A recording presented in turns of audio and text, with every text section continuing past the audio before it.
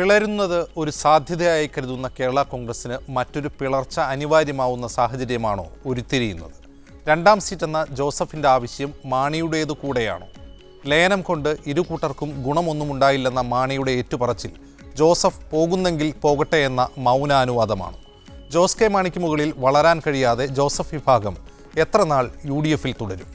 മാണിക്ക് രണ്ടാം സീറ്റ് നൽകിയാൽ മൂന്നാം സീറ്റിനായുള്ള ലീഗിൻ്റെ വാദത്തെ അവഗണിക്കാൻ UDFിനാകുമോ? മുന്നണി മാറ്റങ്ങളുടെ ദുരന്ത നാടകം ജോസഫ് ആവർത്തിക്കുമോ? ഈ വിഷയങ്ങളാണെന്ന് സ്പെഷ്യൽ എഡിഷൻ ചർച്ച ചെയ്യുന്ന നമ്മോടൊപ്പം അതിഥികളായി കേരള കോൺഗ്രസ് നേതാവ് സ്റ്റീഫൻ ജോർജ്, കോൺഗ്രസ് നേതാവ് റോയ് കെ പൗലോസ്, ജനാധിപത്യ കേരള കോൺഗ്രസ് നേതാവ് ആന്റണി രാജു, മാധ്യമപ്രവർത്തകൻ ജോർജ് പൊടിപ്പാറ എന്നിവർ ചേരും. വളരെ പെട്ടെന്ന് അതിഥികളിലേക്ക് മടങ്ങിയെത്താം ഇടവേളയ്ക്ക് ശേഷം. ജയസാധ്യതയുള്ള ഒരു സീറ്റ് കൂടി വേണമെന്നാണ് KM മാണി ഇന്ന് മാധ്യമപ്രവർത്തകരോട് പറഞ്ഞത്. ആദ്യം സ്റ്റീഫൻ ജോർജ്, ഏതാണ് ആ സീറ്റ്? ജയസാധ്യതയുള്ള സീറ്റ് ഇടുക്കിയോ ചാലക്കുടിയോ അല്ലെങ്കിൽ ജയസാധ്യതയുള്ള വേറൊരു സീറ്റോ വേണമെന്നാണ് KM മാണി ഇന്ന് ആവർത്തിക്കുന്നത്. ഏത് സീറ്റാണ് നിങ്ങൾ ജയസാധ്യത കൽപ്പിക്കുന്നത്? അത് ലഭിക്കുമെന്ന് നിങ്ങൾക്ക് പ്രതീക്ഷയുണ്ടോ?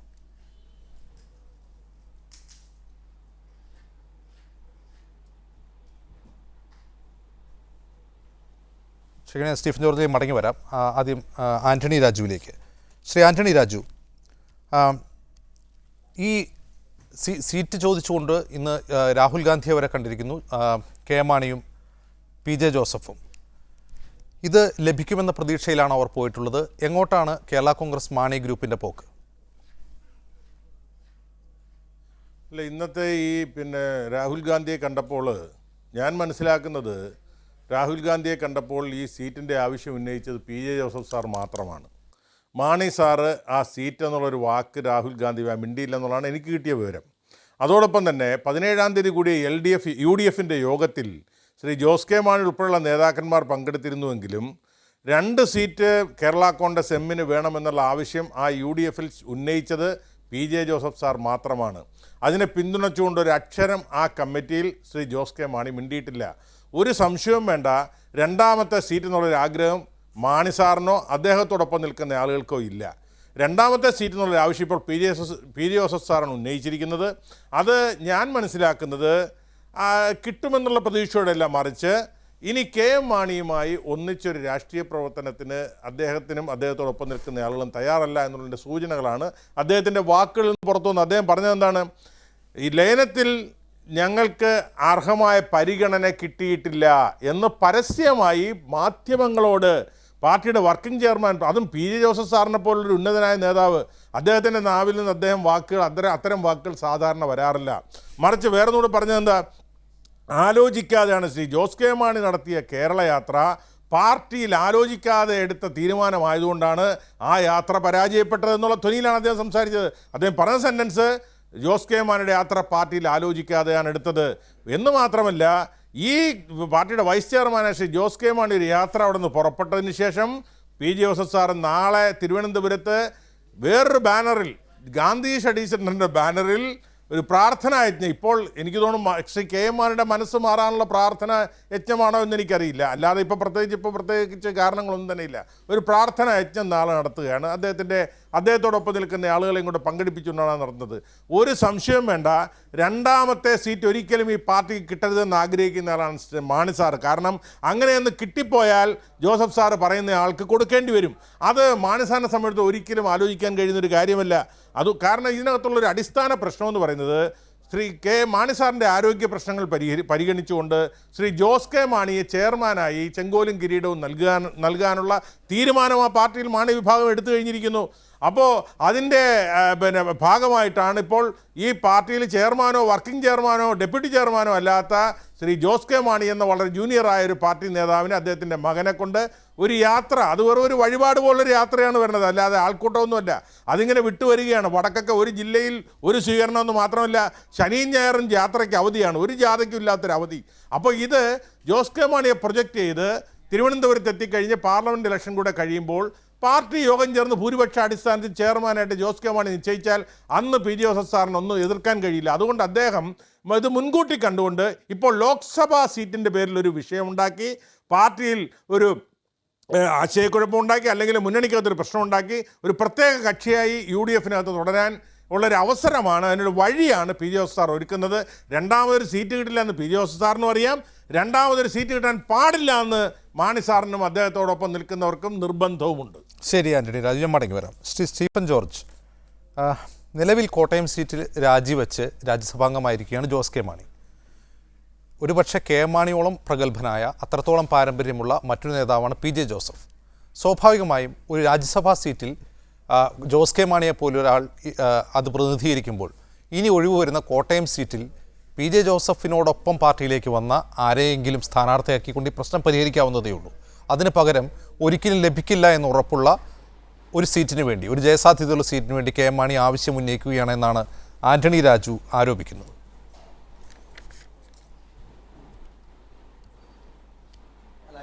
പാർട്ടിയിൽ എന്തെങ്കിലും പ്രശ്നം ഉണ്ടായാൽ അത് നമ്മൾ ചാനൽ ചർച്ചയോടെ പരിഹരിക്കാൻ കഴിയില്ലല്ലോ. പാർട്ടിയിലെ പ്രശ്നങ്ങൾ പാർട്ടിക്കകത്ത് ചർച്ച ചെയ്ത് പരിഹരിക്കണം. കേരള കോൺഗ്രസ് എക്കാലത്തും പ്രശ്നങ്ങൾ ഉണ്ടായിട്ടുണ്ട്, അതൊക്കെ ചർച്ച ചെയ്ത് പരിഹരിച്ചിട്ടുണ്ട്. എന്ന് പറഞ്ഞ പോലെ എന്തെങ്കിലും പ്രശ്നം ഉണ്ടെങ്കിൽ തീർച്ചയായും പാർട്ടിക്കകത്ത് ചർച്ച ചെയ്തത് പരിഹരിക്കപ്പെടും, യാതൊരു സംശയമില്ല. ഇവിടുത്തെ പ്രശ്നം എന്താണ്? ഇന്ന് പി ജെ ജോസഫ് സാറ് എറണാകുളത്ത് വെച്ച് പറഞ്ഞല്ലോ, അങ്ങനെ എനിക്ക് യാതൊരു മനപ്രയാസമോ ബുദ്ധിമുട്ടോ ഇല്ല, ജാഥയെ സംബന്ധിച്ചൊന്നുമില്ല. ഇവിടെ ആന്റണി രാജു സംസാരിക്കുന്ന ഞാൻ കേട്ടു. അദ്ദേഹത്തെ നമുക്കറിയാമല്ലോ, അദ്ദേഹത്തിൻ്റെ രാഷ്ട്രീയ നില നമുക്കറിയാം. അദ്ദേഹം കുറച്ച് വ്യക്തിവിരോധം കൊണ്ട് ഇങ്ങനെയൊക്കെ പറയുന്നല്ലാതെ വല്ല അടിസ്ഥാനമുണ്ടോ? ജാഥ മോശമാണെന്ന്. ഞാൻ ജാഥയ്ക്ക് പോയ ആളാണ്.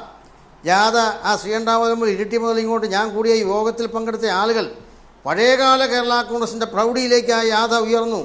കാരണം അതിൻ്റെ ആശയങ്ങൾ വളരെ വലുതാണ്. അതൊക്കെ ചെറുതായി ചാനലിൽ ഇരുന്ന് ചിത്രീകരിക്കുമ്പോൾ കേൾക്കുന്ന ആൾ ചിലപ്പോൾ തെറ്റിദ്ധരിക്കും. അതാണല്ലോ അദ്ദേഹത്തിൻ്റെ ആവശ്യം. അങ്ങനെ ഇദ്ദേഹം പറഞ്ഞ ഈ കുനിഷ്ഠ ബുദ്ധിയൊന്നും ഇവിടെ ഈ നേതാക്കന്മാർക്ക് ആർക്കുമില്ല. മാണി സാർ ഈ സീറ്റ് കിട്ടണമെന്ന് ആഗ്രഹിക്കുന്ന അദ്ദേഹം പറഞ്ഞു. അദ്ദേഹത്തിൻ്റെ മനസ്സുകൊണ്ട് പറഞ്ഞതാ, അദ്ദേഹത്തിൻ്റെ മനസ്സിലിരിപ്പാത്. മാണി സാർ ഒരിക്കലും അങ്ങനെ ആഗ്രഹിച്ച് പറയാറില്ല. കേരള കോൺഗ്രസിന് വേണ്ടി ഒരു സീറ്റ് ബാർഗനിങ് പോകുമ്പോൾ വെളുപ്പിനെ 5 മണി വരെ ഉറക്കളിച്ചിരുന്ന് ബാർഗെയിൻ ചെയ്യുകയും പരമാവധി സീറ്റ് വാങ്ങിച്ചെടുക്കുകയും ചെയ്യുന്ന നേതാവാണ് മാണി സാർ. അതുകൊണ്ടാണ് അദ്ദേഹത്തിന് നിലനിൽക്കാൻ ഉണ്ടാക്കേണ്ടി വരും. ഈ ബാർഗെയിൻ ചെയ്യുന്നുണ്ടാകാം, അദ്ദേഹം വാദിച്ച് സീറ്റുകൾ വാങ്ങുന്നുണ്ടാവും. പക്ഷേ ഇത് ആർക്കാണ് ലഭിക്കുന്നതെന്നൊരു ചോദ്യം പ്രസക്തമല്ല സ്റ്റീഫൻ ജോർജ്. കാരണം ഈ പി ജെ ജോസഫ് പാർട്ടിയിൽ വന്നതിന് ശേഷം ഇരുകൂട്ടർക്കും നേട്ടമൊന്നും ഉണ്ടായില്ല എന്ന് കെ മാണി തന്നെ സമ്മതിക്കുന്നു. എനിക്ക് പ്രത്യേകിച്ച് നേട്ടമൊന്നുമില്ല എന്ന് കെ മാണി പറയുന്നു. ഒരു നേട്ടവുമില്ലാതെ എത്ര വർഷമായി ജോസഫ് ഇപ്പോൾ മാണി ഗ്രൂപ്പിൽ നിൽക്കുന്നു. തെരഞ്ഞെടുപ്പ് രംഗത്തായാലും പാർട്ടിയിലായാലും ഇപ്പോൾ പോലും കേരള യാത്ര നയിക്കുന്നത് ജോസ് കെ മാണിയാണ് പി ജെ ജോസഫ് ജീവിച്ചിരിക്കുമ്പോൾ. അല്ല, അത് ഞാൻ പറഞ്ഞുതരാം. നിങ്ങളാരും ഈ ചർച്ചയിൽ പറയുന്ന പോലെയല്ല. ഞാൻ ചരൽക്കുന്നിലെ നവംബർ മാസം 14-15 തീയതിയിൽ നടന്ന ക്യാമ്പിൽ പങ്കെടുത്ത ആളാണ് ഞാൻ. ഈ കേരളത്തിലെ 14 ജില്ലാ പ്രസിഡന്റുമാരും അവിടെ ഗ്രൂപ്പ് തിരിഞ്ഞ് ആരും സംസാരിച്ചില്ല. 14 ജില്ലാ പ്രസിഡന്റുമാരും പാർട്ടി നേതാക്കളും ഒരുപോലെ പി ജെ ജോസഫ് സാറിൻ്റെ ഉൾപ്പെടെയുള്ള ശ്രീ മോൻസി ജോസഫ് ഉൾപ്പെടെയുള്ള നേതാക്കളുടെ സാന്നിധ്യത്തിൽ ചർച്ച ചെയ്ത് വിശദമായി അതിൻ്റെ വിശദാംശങ്ങൾ കൂടി ചർച്ച ചെയ്ത് ആ ഗ്രൂപ്പ് ഡിസ്കഷനിൽ വിട്ട് ഗ്രൂപ്പിൻ്റെ ചർച്ച അവസാനം കോർഡിനേറ്റ് ചെയ്ത് കൊണ്ടുവന്ന് ചർച്ച പൂർത്തിയാക്കി തീരുമാനിച്ചൊരു കാര്യമല്ല. ഒരു സുപ്രഭാതത്തിൽ ഒരാൾ തീരുമാനിച്ചൊരു കാര്യമൊന്നുമല്ല. അതുപോലെ ശ്രീ ആന്റണി രാജു പറഞ്ഞല്ലോ, ജോസ് കെ മാണിയെ ചെയർമാനാക്കാൻ പോകുന്നു. ഇത് കുറേ നാളായിട്ട് ഈ പാർട്ടിയിൽ പ്രശ്നം ഉണ്ടാക്കാൻ ആഗ്രഹിക്കുന്ന ആൾ പറഞ്ഞുകൊണ്ടിരിക്കുന്ന കാര്യമാണ്. ഒരു കാരണവശാലും അങ്ങനെ ഒരു ചർച്ച ഈ പാർട്ടിയിൽ ഇപ്പോൾ ഇല്ല. ബഹുമാനപ്പെട്ട കെ എം മാണി സാറാണ് chairman, working chairman P J Joseph സാറാണ്. ആ രണ്ട് നേതാക്കളെ ഒരുപോലെ ഈ പാർട്ടി അണികളും ഈ പാർട്ടിയിലെ നേതാക്കളും ബഹുമാനിക്കുന്നുണ്ട്. വളരെ സൗഹാർദ്ദപരമായി പോകുന്നൊരു പാർട്ടിയെ ഭിന്നിപ്പിക്കാൻ ചില ആളുകൾ വെച്ചിരിക്കുന്ന വെള്ളം അങ്ങോട്ട് വാങ്ങിയാൽ മതി. ഇന്ന് ഉച്ച കഴിഞ്ഞ് എറണാകുളത്ത് രാഹുൽ ഗാന്ധിയെ കാണാൻ പോയ ബഹുമാനപ്പെട്ട കേരള കോൺഗ്രസ് നേതാക്കൾ പോയ സമയത്ത് പി ജെ ജോസഫ് സാറ് പറഞ്ഞു, എനിക്ക് യാതൊരു തെറ്റിദ്ധാരണയും ഈ യാത്രയെക്കുറിച്ചില്ല, യാതൊരു എതിർപ്പുമില്ല എന്ന് വളരെ ക്ലിയറായിട്ട് അസന്നിഗ്ധമായിട്ട് പറഞ്ഞു. അതുകൊണ്ട് പല ആളുകളും ആഗ്രഹിക്കുന്നത് പോലെ കേരള കോൺഗ്രസിനകത്ത് ഇപ്പോൾ പെട്ടെന്നൊരു പിളർപ്പുണ്ടാകും, അങ്ങനെ യു ഡി എഫിനെ ദുർബലപ്പെടുത്താമെന്ന് ആരെങ്കിലും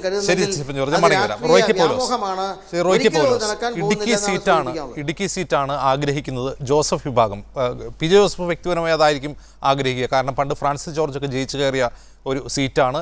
ഇനി ലഭിച്ചാലും ജോസഫ് വിഭാഗത്തിന് അവിടെ ജയിക്കാൻ കഴിയുമെന്നൊരു ആഗ്രഹവുമുണ്ട്, ഉറപ്പുമുണ്ട് അവർക്ക്.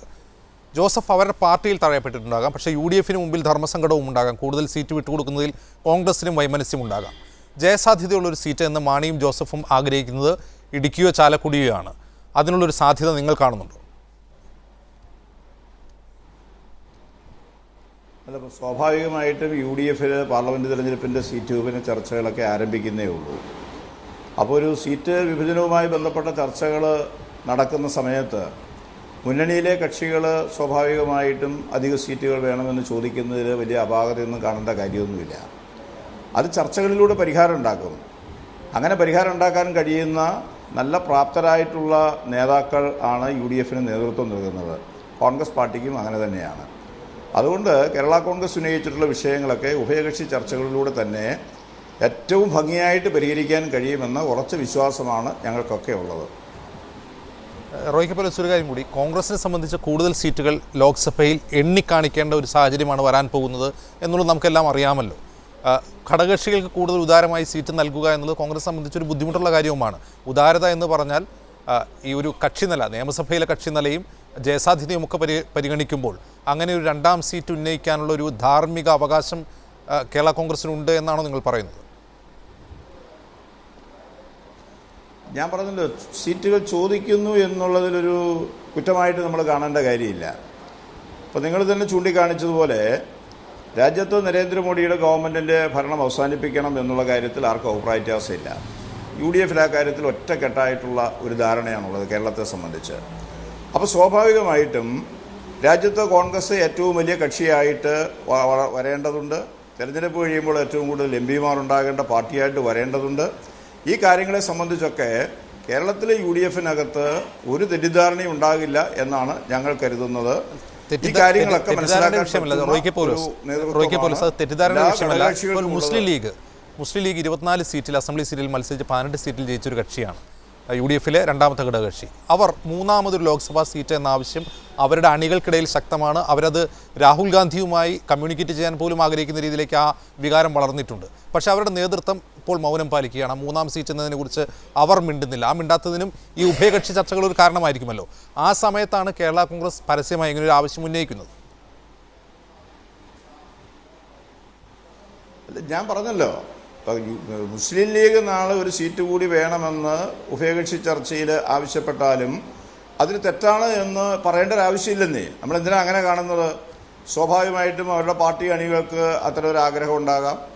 ആ ആഗ്രഹത്തിനനുസരിച്ച് അവർ ആവശ്യം ഉന്നയിച്ചു എന്ന് വരാം. പക്ഷെ അതൊന്നും വലിയൊരു തെറ്റായിട്ട് നമ്മൾ കാണേണ്ട കാര്യമില്ല.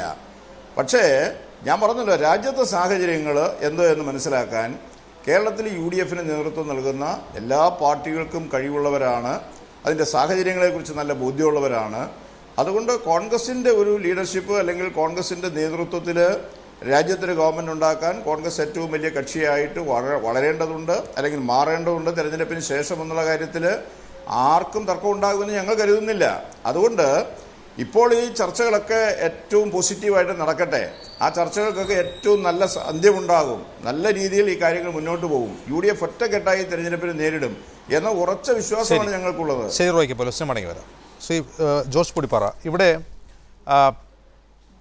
മാണി ഗ്രൂപ്പ്, ഈ കേരള കോൺഗ്രസ് പിളർന്ന് മാണി ഗ്രൂപ്പ് ഉണ്ടാകുന്ന ഒരു കാലഘട്ടത്തിൽ 14 MLA-മാരുണ്ടായിരുന്ന ഒരു പാർട്ടിയാണത്. ഇന്ന് അതിൻ്റെ അവസ്ഥ നമുക്കറിയാം. അത് ശോഷിച്ചിട്ടുണ്ട്, പാർലമെൻ്ററി രംഗത്ത് ശോഷിച്ചിട്ടുണ്ട് എന്നുള്ളത് വസ്തുതയാണ്. ജോസഫ് ആകട്ടെ ഈ മുന്നണി മാറ്റത്തിൽ യഥാർത്ഥത്തിൽ ഒരു ദുരന്ത നായകനാണെന്ന് പറയാം. അദ്ദേഹം മുന്നണി മാറിയപ്പോഴൊക്കെ അദ്ദേഹത്തെ കാത്തിരുന്നത് തെരഞ്ഞെടുപ്പ് ദുരന്തങ്ങളായിരുന്നു. 84-ൽ ജയിച്ച മൂവാറ്റുപുഴ സീറ്റിൽ പിന്നീട് അദ്ദേഹത്തിന് 89-ൽ PC തോമസിന് തോൽക്കേണ്ടി വന്നു. പിന്നീടുണ്ടായ എല്ലാ മുന്നണി മാറ്റങ്ങളിലും അദ്ദേഹത്തിന് തിരിച്ചടി ഉണ്ടായിട്ടുണ്ട്. ഇപ്പോൾ ഈ കേരള കോൺഗ്രസിലുണ്ടായ ലയനം വഴി അദ്ദേഹം മാണി വിഭാഗത്തിലെത്തിയപ്പോഴും അദ്ദേഹത്തിന് ഒരു പ്രതീക്ഷ രാഷ്ട്രീയ നേട്ടം ഉണ്ടായിട്ടില്ല. ഈ അസംതൃപ്തി വീണ്ടും ഒരു മുന്നണി മാറ്റത്തിലേക്ക് ജോസഫിനെ കൊണ്ടുപോകും എന്ന് കരുതുന്നുണ്ടോ? ആന്റണി രാജു ഒക്കെ പറയുന്നത് പോലെ. ഞാൻ വിചാരിക്കുന്നില്ല. അങ്ങനെയെങ്കിൽ അത്തരത്തിലൊരു മുന്നണി മാറ്റത്തിന് ജോസഫ് തയ്യാറായിരുന്നെങ്കിൽ അദ്ദേഹത്തിൻ്റെ ഏറ്റവും പ്രിയപ്പെട്ട, അല്ലെങ്കിൽ അദ്ദേഹത്തോടൊപ്പം എല്ലാ കാലത്തും ഉറച്ചു നിന്ന ഫ്രാൻസിസ് ജോർജും അതുപോലെ തന്നെ ഡോക്ടർ KC ജോസഫും ശ്രീ ആന്റണി രാജുവും ഒക്കെ വളരെ നിർണായകമായൊരു തീരുമാനമെടുത്തപ്പോൾ അദ്ദേഹം ആ കൂട്ടത്തിലുണ്ടാകുമായിരുന്നു. അത്രത്തോളം വലിയ പ്രശ്നങ്ങൾ ഇപ്പോഴുണ്ട് എന്ന് ഞാൻ വിചാരിക്കുന്നില്ല. മാത്രമല്ല, ഇനിയൊരു മുന്നണി മാറ്റത്തിന് ഞാൻ തയ്യാറല്ല, ഇനി അത്തരത്തിലുള്ളൊരു രാഷ്ട്രീയ നിലപാടിലേക്ക് പോകാൻ എനിക്ക് മനസ്സില്ല എന്ന് അദ്ദേഹം വളരെ വേണ്ടപ്പെട്ട, വളരെ വിശ്വസ്തരോടൊക്കെ, അല്ലെങ്കിൽ UDF-ലെ തന്നെ പലരോടും മനസ്സ് തുറന്നിട്ടുള്ളതായിട്ടാണ് നമ്മൾ മനസ്സിലാക്കുന്നത്. ഈ സാഹചര്യത്തിൽ ജോസഫ് ഒരിക്കലും ഇനിയൊരു മുന്നണി മാറ്റത്തിന് തയ്യാറാകും എന്ന് ഞാൻ കരുതുന്നില്ല.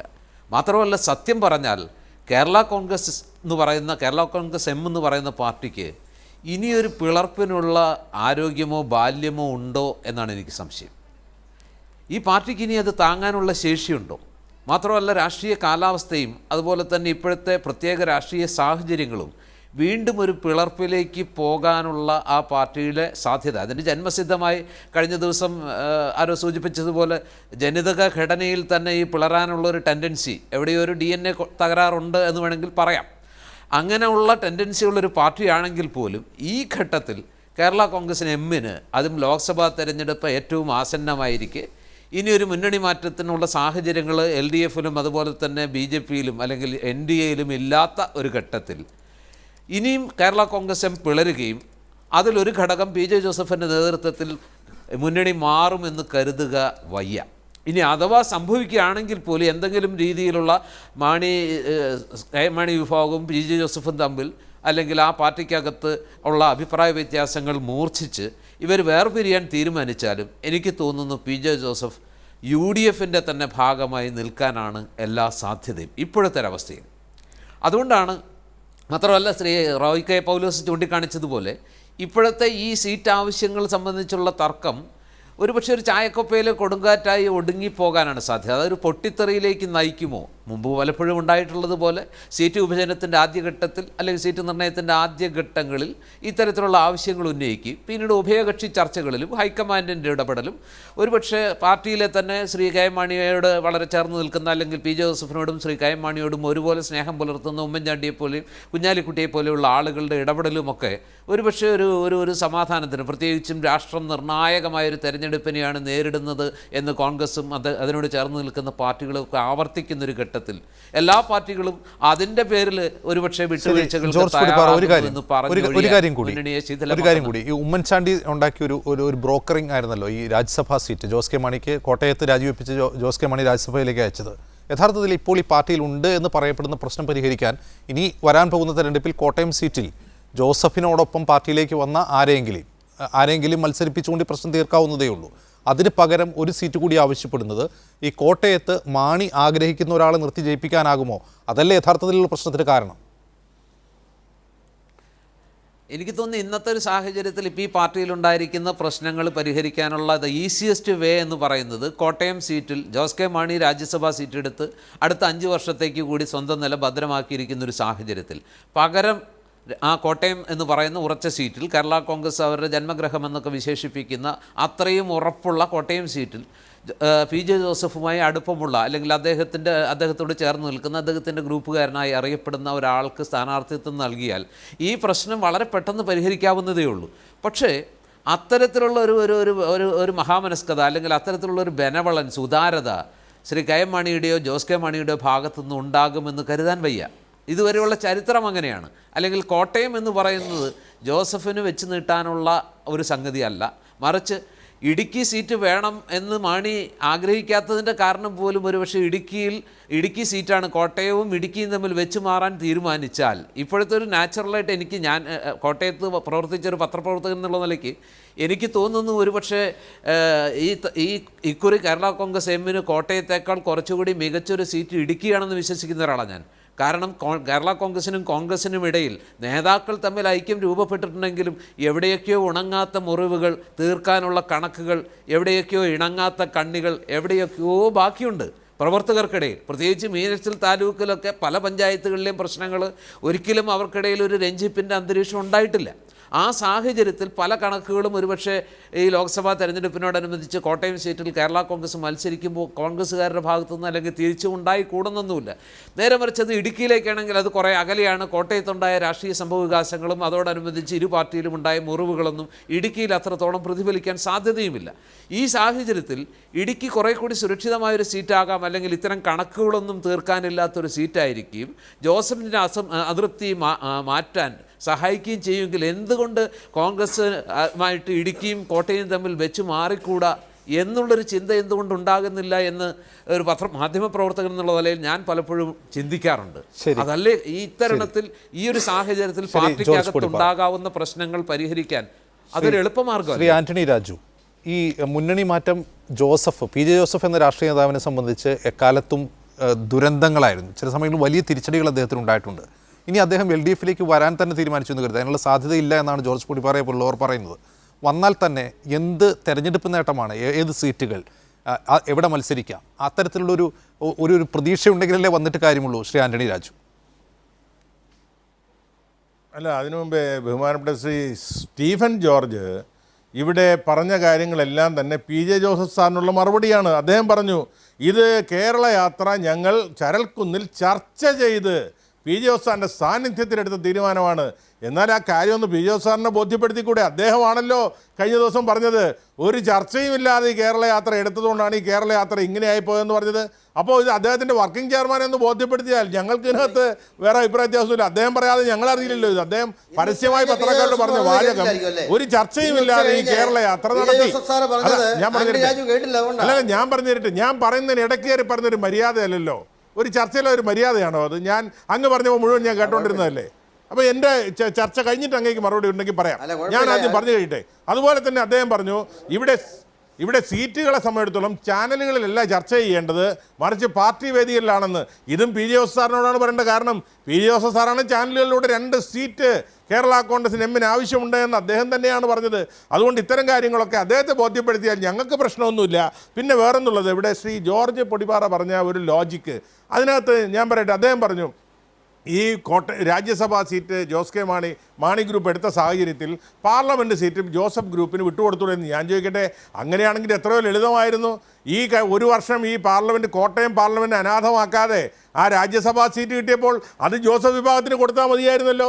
അപ്പോൾ അതൊന്നുമല്ല, എല്ലാം തങ്ങൾക്ക് വേണം, തങ്ങളുടെ കുടുംബത്തിന് വേണമെന്ന് മാത്രമുള്ള ഒരു നയമാണ് ആ പാർട്ടി സ്വീകരിക്കുന്നത്. എന്ന് മാത്രമല്ല, ഇവിടെ 2ാമത്തെ സീറ്റിൻ്റെ കാര്യം ചോദിക്കുമ്പോൾ ഞാനൊന്ന് പറയട്ടെ.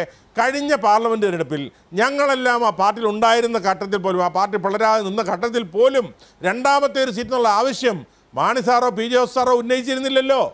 അപ്പോൾ അതിനേക്കാൾ ഇപ്പോൾ ആ പാർട്ടി എന്ത് വളർച്ചയാണ് ഉണ്ടായിരിക്കുന്നത്? തളർച്ചയല്ലാതെ. 9 MLA-മാരുണ്ടായിരുന്ന കാലഘട്ടത്തിൽ 2 സീറ്റ് ചോദിക്കാൻ കഴിയാത്ത പാർട്ടിക്ക് ഇപ്പോൾ 6 സീറ്റ് ഉണ്ടായ ഘട്ടത്തിൽ 2 സീറ്റ് ചോദിക്കാൻ എന്ത് അവകാശമാണ് ആ പാർട്ടികൾ? അപ്പോൾ ഇത് വെറും ഒരു റൈറ്റ്. ഞാൻ ആന്റണി രാജു മടങ്ങി വരാം. സ്റ്റീഫൻ ജോർജ്, അത് തന്നെയാണ് ഒരു ചോദ്യം, പ്രധാനപ്പെട്ട ചോദ്യം. 2014 ഇല്ലാത്ത ഒരു ക്ലെയിം ഇപ്പോൾ നിങ്ങൾ ഉന്നയിക്കുകയാണ്, അതും അതിനേക്കാൾ സീറ്റ് കുറഞ്ഞൊരു ഘട്ടത്തിൽ.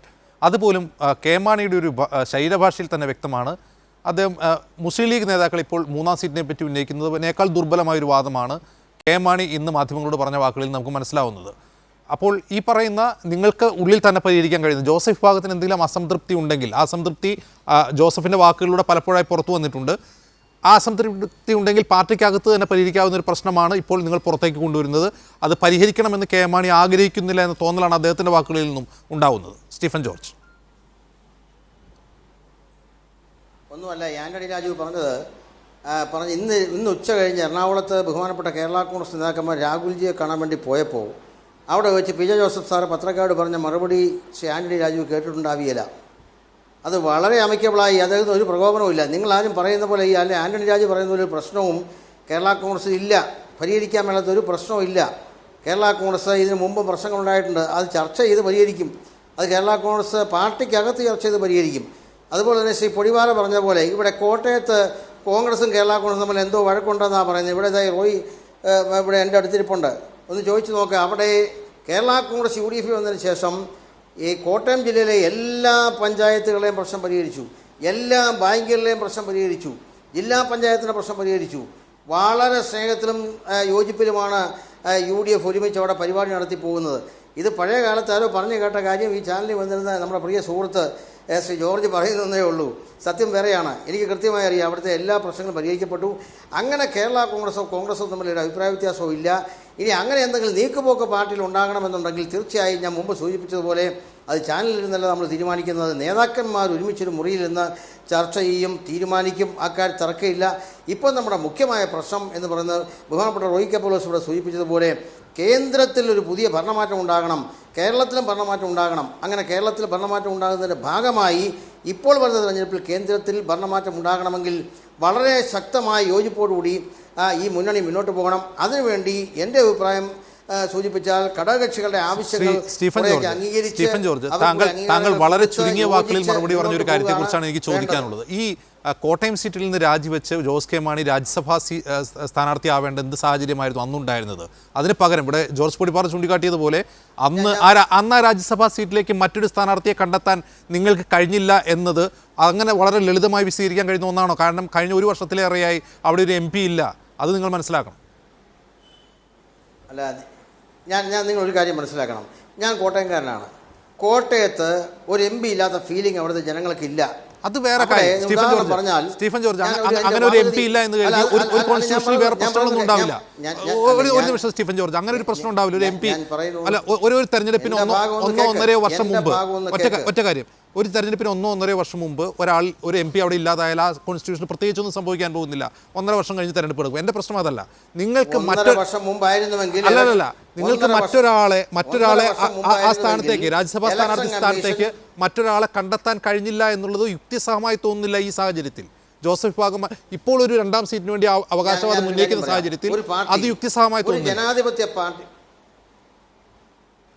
ഒരു ജനാധിപത്യ പാർട്ടി ചില കാര്യങ്ങൾ ചർച്ച ചെയ്ത് തീരുമാനിക്കുമ്പോൾ നിങ്ങൾ ഈ പറഞ്ഞ നേതാക്കന്മാരെല്ലാം ഇരുന്ന് ചർച്ച ചെയ്ത് തീരുമാനിച്ച കാര്യമാണ് ജോസ് കെ മാണി രാജ്യസഭയിലേക്ക് വിടാൻ തീരുമാനിച്ചത്.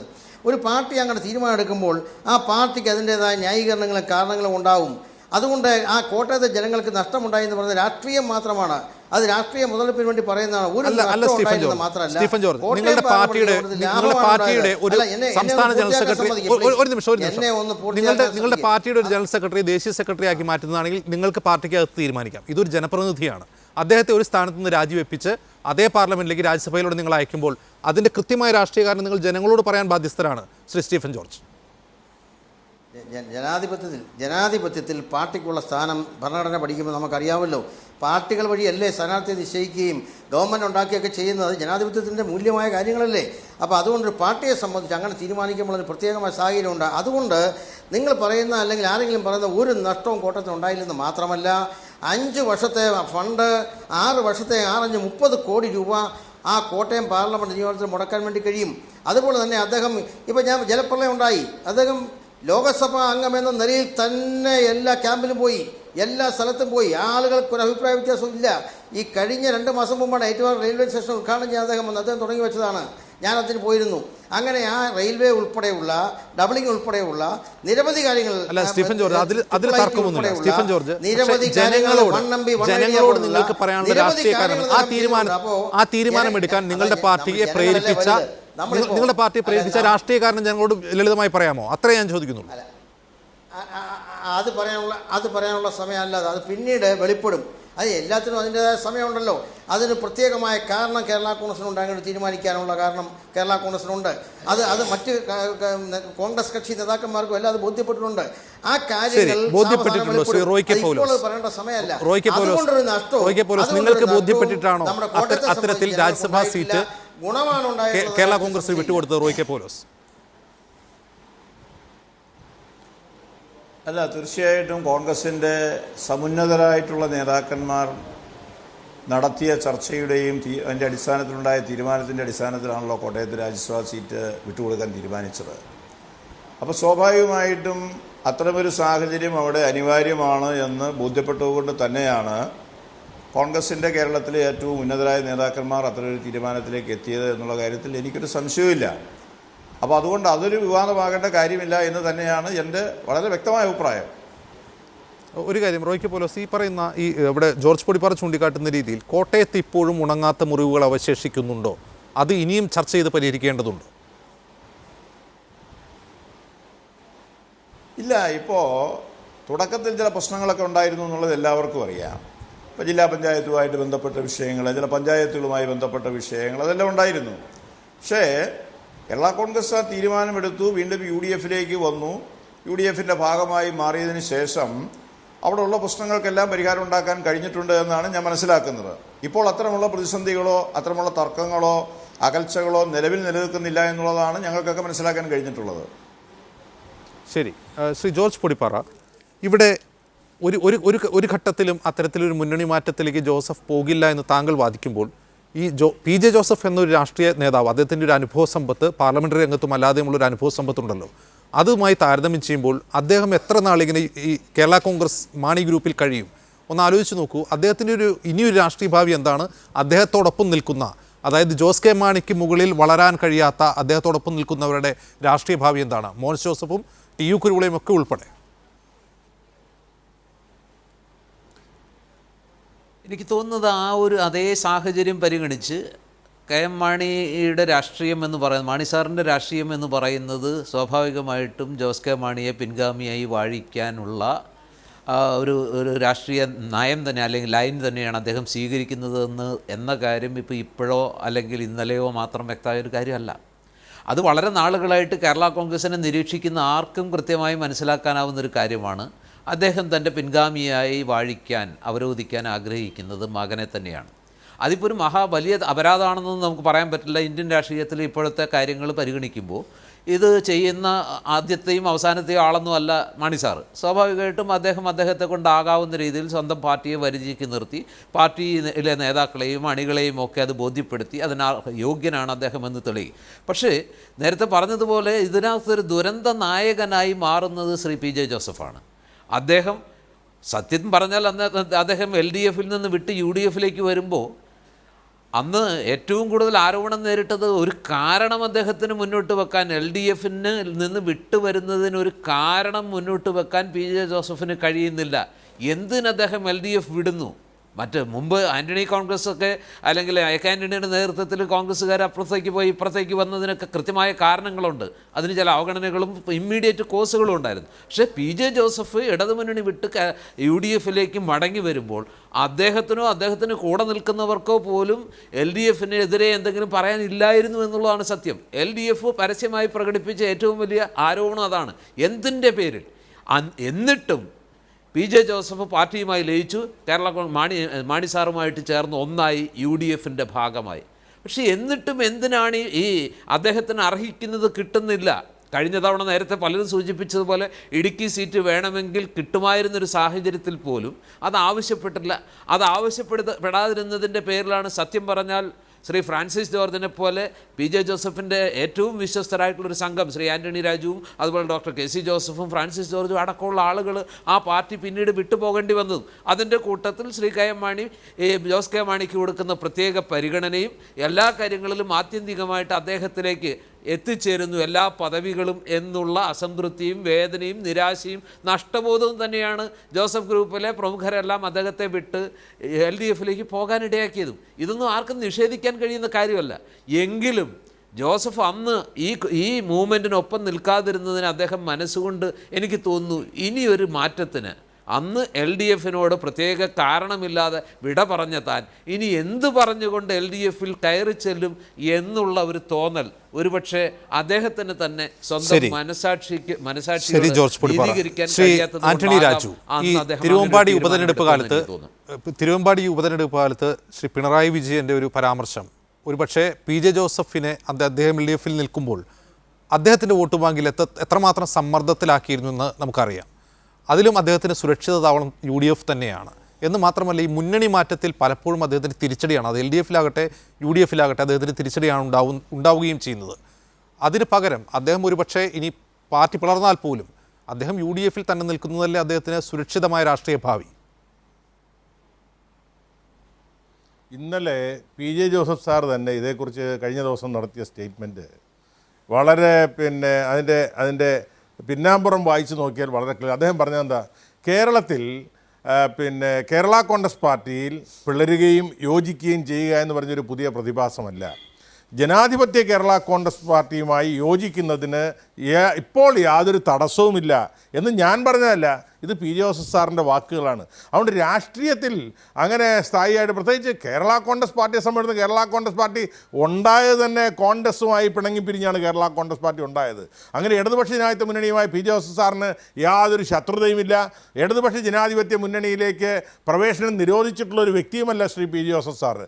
അന്നത്തെ ഒരു പ്രത്യേക സാഹചര്യത്തിൽ ഒരു കേരള കോൺഗ്രസ് ഐക്യം എന്നുള്ള ഒറ്റ അജണ്ടയിൽ എല്ലാം ഉപേക്ഷിച്ചുകൊണ്ട് പോയവരാണ് പി ജെ ജോസഫ് സാറിനോടൊപ്പം ഞങ്ങളുമൊക്കെ കേരള കോൺഗ്രസ് ഐക്യം. പക്ഷേ ഇന്ന് അദ്ദേഹം പറഞ്ഞത് എന്താണ്? ഐക്യത്തിൻ്റെ പേരിൽ യാതൊരു പരിഗണനയും കിട്ടിയില്ല എന്നാണ് അദ്ദേഹം പറയുന്നത്. മാണിസാറും പറയുന്നത് എന്താ? ഞങ്ങൾക്കും ഐക്യം കൊണ്ടൊരു പ്രയോജനം ഉണ്ടായിട്ടില്ല. ഇത് പറയുന്നത് ആരാ? മാണിസാറും പി ജെ സാറുമാണ് പറയുന്നത്. അതുകൊണ്ട് ഈ രാഷ്ട്രീയത്തിനകത്ത് ഞാൻ ചോദിക്കട്ടെ, ഈ പാർട്ടി ഒരു ഒന്നര വർഷം മുമ്പാണല്ലോ UDF വിട്ടത്. എന്ത് ന്യായം പറഞ്ഞാൽ വിട്ടത്? മുന്നണി വിട്ടപ്പോൾ എന്തെങ്കിലും കാരണം ആ പാർട്ടിക്ക് പറയാനുണ്ടായിരുന്നു? ഒന്നുമില്ല.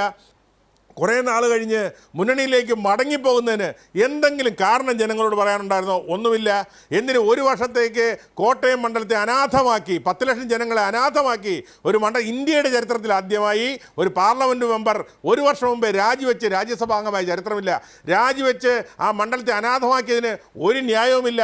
ഒരു രാജ്യസഭാ സീറ്റിൽ മത്സരിക്കാൻ ഇന്ത്യൻ പൗരനും ഒരു സുബോധമുള്ള 30 വയസ്സുള്ള ഇന്ത്യൻ പൗരനുണ്ടെങ്കിൽ മത്സരിക്കുക. ആ പാർട്ടിയിലെ സ്വബോധമുള്ള 30 വയസ്സുള്ള ഒരു ഇന്ത്യൻ പൗരൻ ഇല്ലാത്തത് കൊണ്ടാണോ ഒരു സിറ്റിംഗ് എം പി ആയ ജോസ് കെ മാണിയെ മത്സരിപ്പിച്ച? കാരണം കോട്ടയത്ത് കോൺഗ്രസും കേരള കോൺഗ്രസ് മാണിയും തമ്മിലുള്ള രൂക്ഷമായ ഭിന്നതയിൽ ജോസ് കെ മാണി അവിടെ മത്സരിച്ചാൽ നിലം തൊടാതെ നിലംപരിശാകുമെന്നുള്ള ഉത്തമ ബോധ്യമുള്ളത് കൊണ്ട് ആ മണ്ഡലം വിട്ട് ഒളിച്ചോടുകയില്ല അക്ഷരാർത്ഥത്തിൽ ജോസ് കെ മാണി ചെയ്തത്. ബഹുമാനായ ശ്രീ റോയ് കെ പൗലോസ് എന്തൊക്കെ പറഞ്ഞാലും രാജ്യസഭാ സീറ്റിൻ്റെ പേരിൽ കോൺഗ്രസ് പാർട്ടിക്കുള്ളിലുണ്ടായ ഭിന്നതകൾ, ആരോപണങ്ങൾ, ശരങ്ങൾ, ആ പാർട്ടി കമ്മിറ്റികളിൽ നേതാക്കന്മാർ ഏറ്റുവാങ്ങേണ്ടി വന്ന ആരോപണങ്ങൾ ഒക്കെ പരസ്യമായി കേട്ടവരാണ് ഞങ്ങളെല്ലാം, നമ്മളെല്ലാം. ഇതൊന്നും രഹസ്യമല്ലല്ലോ. ഇവിടെ ശ്രീ സ്റ്റീഫൻ ജോർജ് പറയും ഞങ്ങളിതൊന്നും ജനങ്ങളോട് പറയേണ്ട കാര്യമില്ല, നിങ്ങൾക്ക് ഇഷ്ടമുള്ളപ്പോൾ മുന്നണി വിടാം, നിങ്ങളുടെ ആഭ്യന്തര കാര്യം. പക്ഷേ ഒരു ഒരു ലോക്സഭാ സീറ്റിൽ ജനങ്ങൾ വിജയിപ്പിച്ച ഒരാൾ 1.5 വർഷം മുമ്പേ ആ മണ്ഡലത്തെ അനാഥമാക്കി പോയാൽ എന്തിന് നിങ്ങൾ ആ മണ്ഡലത്തെ അനാഥമാക്കി പോയി എന്നുള്ള പറയാനുള്ള ബാധ്യത ആ ജനപ്രതിനിധിക്കുണ്ട്. അത് ചെയ്തോ? ഇല്ല. ഇപ്പോൾ വീണ്ടും ആ പാർലമെൻറ്റ് സീറ്റിലേക്ക് ആരെ മത്സരിപ്പിക്കും? ഒരു സംശയം വേണ്ട, ഇത് ജോസ് കെ മാണിയുടെ ഭാര്യയായ നിഷ ജോസ് കെ മാണിയിലേക്ക് നീങ്ങുന്നു എന്നുള്ള വാർത്തകളാണ്. ജോസ് കെ മാണി പ്രതികരിച്ചിട്ടുണ്ട് ആന്റണി രാജു. അങ്ങനെ ഉണ്ടാവില്ല എന്ന് അദ്ദേഹം തന്നെ പറഞ്ഞിട്ടുണ്ട്. അല്ല, അതൊരു കാര്യമുണ്ട്.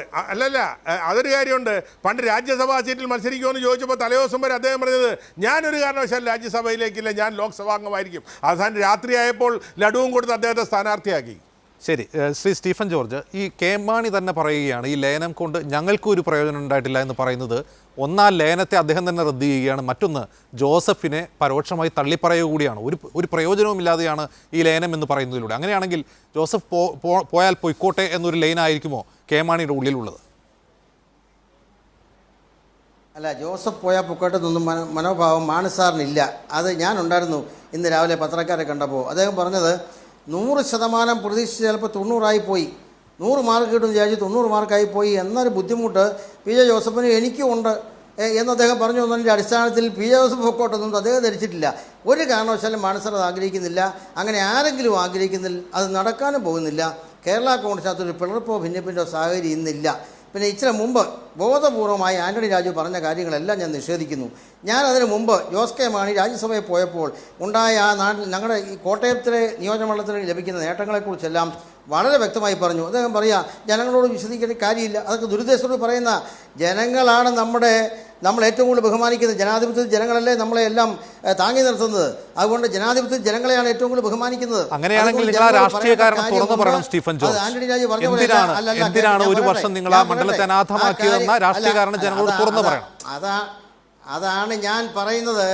ആ ജനങ്ങൾക്ക്, ജോസ് കെ മാണിയെ ജയിപ്പിച്ച ജനങ്ങൾക്ക് കേരള കോൺഗ്രസിൻ്റെ പ്രവർത്തനത്തിലും ജോസ് കെ മാണിയുടെ കഴിഞ്ഞ 5 വർഷത്തെ പാർലമെൻ്ററി പ്രവർത്തനങ്ങളിലും വളരെ വലിയ സംതൃപ്തിയും സന്തോഷവുമാണ്. അതുപോലെ നേട്ടമുണ്ടാക്കാൻ ആ നിയോജകമണ്ഡലത്തിന് കഴിഞ്ഞു. അത് ഒന്നൊന്നായി ഞാൻ എണ്ണി പറയുന്നില്ല, പറയാൻ സമയമില്ലാത്തതുകൊണ്ട്. അങ്ങനെ അദ്ദേഹം ബുക്ക് ഇറക്കിയിട്ടുണ്ട്. 4800 കോടി രൂപയുടെ വികസനം നടത്തിയൊരു MP. അദ്ദേഹത്തെക്കുറിച്ച് ഒരു അഭിപ്രായ വ്യത്യാസമാണ് ജനങ്ങൾക്കില്ല. ജനങ്ങളാണ് വലുത്.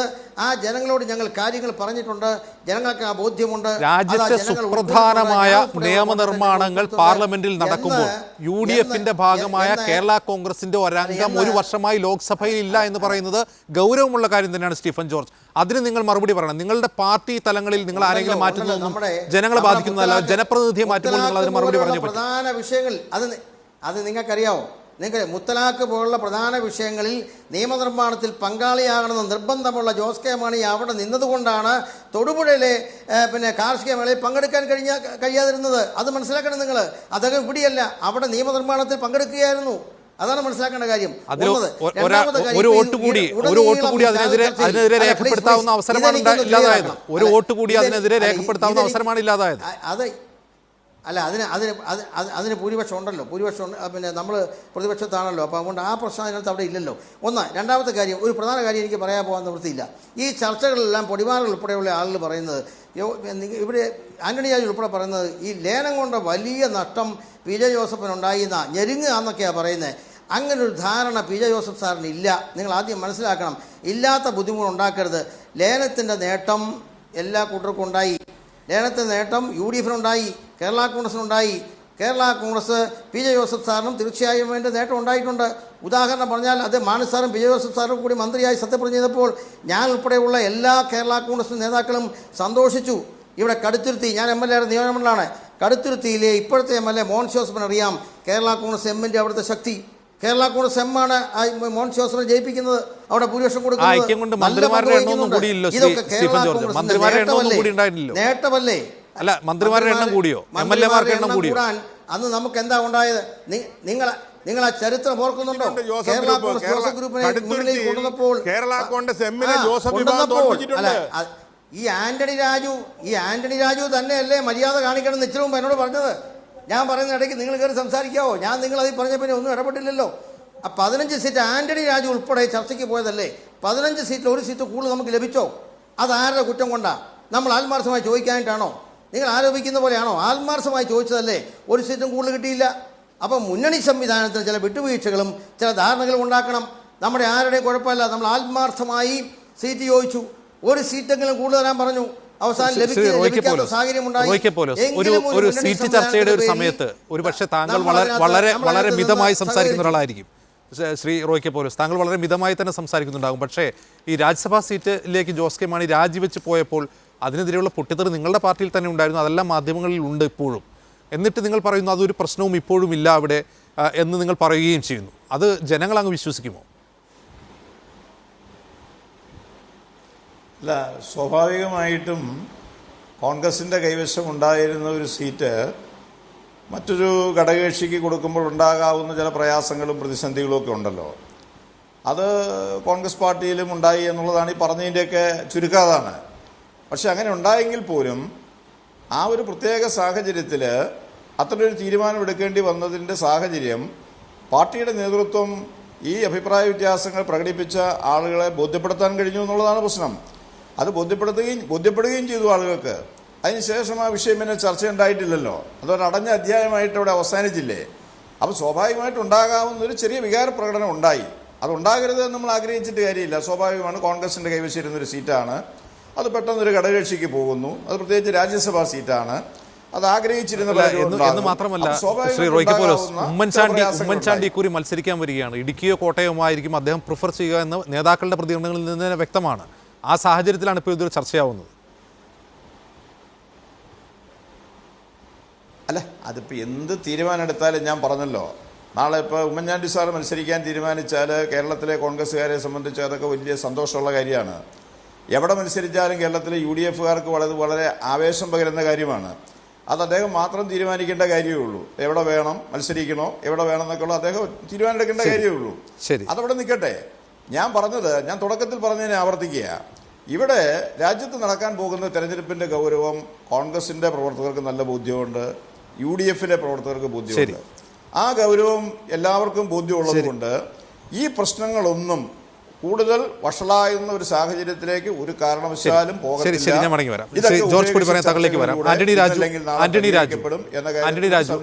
ഇത് ചർച്ച ചെയ്ത് പരിഹരിക്കാവുന്ന പ്രശ്നങ്ങളേ ഉള്ളൂ എന്ന ആത്മവിശ്വാസമാണ് കോൺഗ്രസിനും കേരള കോൺഗ്രസിനും ഉള്ളത്. അല്ല, ഇത് പിന്നെ പി ജോസഫ് സാറും മാണി സാറുമായിട്ടുള്ള തർക്കം ഇന്നും ഇന്നലെയും തുടങ്ങിയതല്ല. വളരെ നാളുകളായി ഈ പാർട്ടിക്കകത്ത് ഒരു കുടുംബവാഴ്ചയിലേക്ക് പോകുന്നതിനെ തുടർന്നും അതോടൊപ്പം തന്നെ ശ്രീ ജോസ് കെ മാണിയെ ഇവിടെ ശ്രീ ജോർജ് പടിവാറയൊക്കെ വെറുതെ അദ്ദേഹത്തിന് പ്രത്യേക രാഷ്ട്രീയമൊന്നുമില്ലല്ലോ. അദ്ദേഹം മനസ്സിലാക്കുന്ന കാര്യം വളരെ ശരിയാണ്. ശ്രീ സ്റ്റീഫൻ ജോർജ് എന്തൊക്കെ പറഞ്ഞാലും മാണി സാറിൻ്റെ ഇപ്പോഴത്തെ ഒരു ആരോഗ്യസ്ഥിതി വെച്ചുകൊണ്ട് അധികം നാൾ അദ്ദേഹത്തിന് പാർട്ടിക്ക് നേതൃത്വപരമായ പങ്കുവഹിക്കാൻ അദ്ദേഹത്തിന് കഴിയില്ല. അതുകൊണ്ട് തന്നെ അദ്ദേഹത്തിൻ്റെ ഒരു നിയന്ത്രണമുള്ള ഘട്ടത്തിൽ തന്നെ ജോസ് കെ മാണിയെ ഈ പാർട്ടിയുടെ ചെയർമാനായി അവരോധിക്കുന്ന കാര്യത്തിൽ ഒരു സംശയമില്ല. അന്ന് പാർട്ടിയുടെ ഭൂരിപക്ഷ അടിസ്ഥാനത്തിൽ മാണിക്ക് നല്ല ഭൂരിപക്ഷം ഉള്ളപ്പോൾ ജോസ് കെ മാണിയെ ചെയർമാനായി അവരോധിച്ചാൽ പി ജോസഫ് സാറിന് അതിനെ എതിർത്തുകൊണ്ട് ഒരു നിലപാടെടുക്കാൻ അന്ന് കഴിയില്ല. അതുകൊണ്ട് ഇത് മുൻകൂട്ടി കണ്ടുകൊണ്ട് തന്നെയാണ് അദ്ദേഹം ഇപ്പോൾ ലോക്സഭാ സീറ്റ് ചോദിക്കുന്നത്. ലോക്സഭാ സീറ്റ് ചോദിക്കുന്നത് പാർട്ടിയെ ഒരു പിളർപ്പിലേക്ക് നയിക്കും. ശ്രീ കെ എം മാണിയും ചർച്ച അവസാനിപ്പിക്കുന്നുണ്ട്. ശ്രീ ജോർജ് പൊടിപ്പാറ, ഈ ചരൽക്കുന്നിൽ എല്ലാം ചർച്ച ചെയ്താണ് തീരുമാനിക്കുന്നതെന്ന് സ്റ്റീഫൻ ജോർജിന്റെ വാദം എത്രത്തോളം ശരിയാണ്? അത്തരത്തിലൊരു ജനാധിപത്യപരമായ ചർച്ചയാണോ ഈ ചരൽക്കുന്ന് ക്യാമ്പിൽ ഉണ്ടാകുന്നത്? വളരെ ചുരുക്കി. അതെന്നോടല്ലേ എനിക്ക് തോന്നുന്നു ഈ ചോദിക്കുന്നത്. ചരൽക്കുന്ന് എന്ന് പറയുന്നത് കേരള കോൺഗ്രസിനെ സംബന്ധിച്ച സുപ്രധാന തീരുമാനങ്ങൾ ഏതാണ്ട് എല്ലാം തന്നെ ചരൽക്കുന്നിലാണ് എടുക്കുന്നത്. പക്ഷേ അവിടെ എടുക്കപ്പെടുന്ന തീരുമാനങ്ങളേറെയും ശ്രീ കെ എം മാണിയുടെ തീരുമാനങ്ങളായി മാറുന്നു എന്നത് എന്തുകൊണ്ട് അത് എങ്ങനെ യാദൃച്ഛികമാണോ അതോ അതൊരു കാൽക്കുലേറ്റഡ് മൂവിൻ്റെ ഭാഗമാണോ? ഏതായാലും കേരള കോൺഗ്രസിനെ സംബന്ധിച്ച പല സുപ്രധാന തീരുമാനങ്ങളും ചരൽക്കുന്നിൽ ഉണ്ടാകുന്നുണ്ട്. ആ എടുക്കുന്ന തീരുമാനങ്ങളെല്ലാം ചർച്ച ചെയ്ത് വളരെ ഗൗരവമായി ചർച്ച ചെയ്ത് എല്ലാ വശങ്ങളും പരിഗണിച്ച് എല്ലാവരുടെയും അംഗീകാരത്തോടു കൂടിയാണ് എടുക്കുന്നതെന്ന് അവകാശപ്പെടാറുമുണ്ട്. പക്ഷേ ഒരു പ്രത്യേക ഘട്ടം കഴിയുമ്പോൾ പാർട്ടിക്കകത്ത് തന്നെയാണ് അതിനെ ചൊല്ലിയുള്ള കലഹങ്ങളും ഭിന്നതകളും കലാപങ്ങളും ഉണ്ടാകുന്നു. ഇപ്പോൾ തന്നെ ഈ വിഷയം പാർട്ടിക്ക് പുറത്തുള്ള ആരെങ്കിലും പറഞ്ഞുണ്ടാക്കുന്നതല്ല. ശ്രീ ആന്റണി രാജുവോ അല്ലെങ്കിൽ ശ്രീ നമ്മുടെ ഇടുക്കിയിൽ നിന്നുള്ള അദ്ദേഹമോ പറയുന്ന റോയ് കെ പൗലോസോ പറഞ്ഞുണ്ടാക്കുന്നതല്ല, അല്ലെങ്കിൽ ഏതെങ്കിലും മാധ്യമപ്രവർത്തകർ ഉണ്ടാക്കിയെടുത്തൊരു സ്റ്റോറിയല്ല. ഈ സമീപ ദിവസങ്ങളിൽ Shri P J Joseph Kerala യാത്രയെ സംബന്ധിച്ച് പറഞ്ഞ അഭിപ്രായങ്ങൾ മുമ്പ് ഒരിക്കലും പറയാത്ത രീതിയിൽ 2 സീറ്റിന് വേണ്ടി ശ്രീ മാണി സാറോ അല്ലെങ്കിൽ ജോസ് കെ മാണിയോ പറയുന്നതിന് മുമ്പ് 2 സീറ്റ് വേണമെന്ന ആവശ്യവുമായിട്ട് പി ജെ ജോസഫ് മുന്നോട്ട് പൊതുവെ മിതഭാഷിയായിട്ടുള്ള അല്ലെങ്കിൽ UDF-ന് പൊതുവിൽ തലവേദന സൃഷ്ടിക്കുന്നതിൽ പൊതുവെ വിമുഖനായ ശ്രീ പി ജെ ജോസഫ് ഇക്കുറി 2 സീറ്റ് തന്നെ വേണം എന്ന ആവശ്യവുമായി അത് ജയിക്കുന്ന സമയക്കുറവുണ്ട്. ആ ശബ്ദം ഇനിയും കൂടുതൽ ഉച്ചത്തിൽ ആവർത്തിച്ചു വരുമോ എന്നുള്ളതാണ് ഈ ചർച്ച ചെയ്യേണ്ടത്. ഇനി വരും ദിവസങ്ങളിൽ അത് കൂടുതൽ വ്യക്തമാവുകയും ചെയ്യും. വളരെയധികം നന്ദി Shri George Podippara, Antony Raju, Stephen George, Roy K police ചർച്ചയിൽ പങ്കെടുത്തതിന് പ്രതികരിച്ചതിനാണ്.